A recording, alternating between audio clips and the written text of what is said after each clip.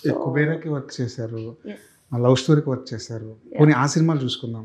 ఆ సినిమాలు కూడా అనుకునే బడ్జెట్ని క్రాస్ అయ్యాయా, లేదంటే stick on plus plus or two? Everything ఒక కరెక్ట్ స్పేస్లోనే ఉన్నాయి అలా చెప్తా.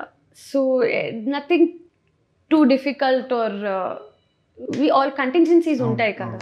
కానీ శేఖర్ కమ్ముల గారి వర్కింగ్ స్టైల్ చాలా వేరుగా ఉంటుంది. వెరీ ఆయన ఎప్పుడు బడ్జెట్ల గురించి లెక్కలు వేసుకోరు, షెడ్యూల్ గురించి పెద్దగా ఆయన దగ్గర ఎందుకంటే ఎప్పుడు ఏమనిపిస్తే అదే చేస్తారు, రీషూట్లు జరుగుతుంటాయి. ఇదంతా చూసినప్పుడు ఆ 2 సినిమాల సెట్లో ఏమనిపించదు మీకు? ఇట్స్ వర్త్ ఇట్ అండి. Worth it.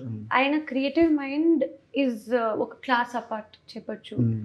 నాకు almost like full Kubera from start to end travel చేశాను ఆయనతో.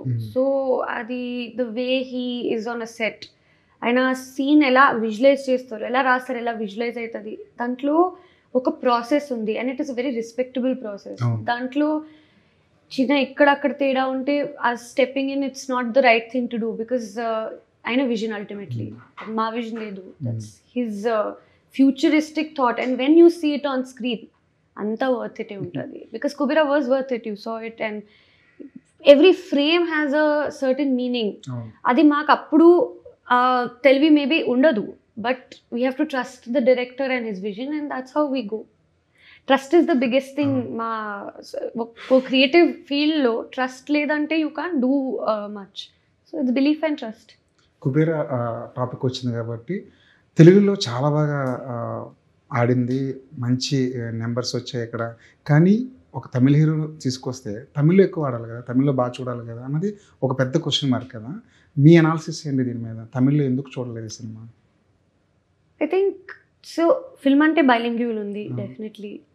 Maybe somewhere there was a lack of reach or communication somewhere. నేను అంతా ఎప్పుడు అనుకోలేదు దాని గురించి. But I was very happy because world wide ఆడింది. It's not just Telugu, of course out performed the Telugu version, but world wide కూడా it had a very strong positive response, very unanimous response. కొన్ని మూవీస్కే చూస్తాం అంత యునానిమస్గా దిస్ ఇస్ ఇట్ మనం చెప్తాం. So always there some mix, ఎక్కడో mixed వస్తుంది, but this one had like majority love. So తెలుగులో చాలా వరకు రివ్యూలు అన్ని 3+, which was very surprising and very happy feel అయ్యాము అది చూసి. బికాస్ అది ఒక లాట్ ఆఫ్ లవ్ వెళ్ళింది ఆ మూవీ చేయనీకి అండ్ లాట్ ఆఫ్ ఇమోషన్స్ వెళ్ళాయి. బికాస్ ఆ ఫ్రేమ్లో మీరు ఫీల్ చేయొచ్చు ఆ ఎమోషన్స్, ఆ కనెక్ట్ వచ్చింది which is the Shekhar Kammula trade mark.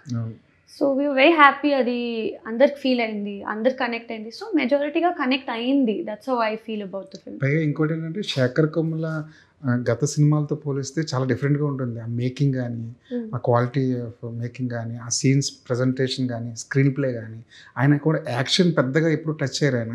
కానీ ఈ సినిమాలో ఆయన యాక్షన్ కూడా టచ్ చేశారు, అది కూడా ఆయన స్టైల్ ఆఫ్ న్యాచురల్ వేలో, ఇన్ హిజ్ ట్రేడ్ మార్క్ వేలోనే అన్ని టైప్స్ ఆఫ్ ఎమోషన్స్ ఒక little bit of a commercial meter understand చేసి he did something very different.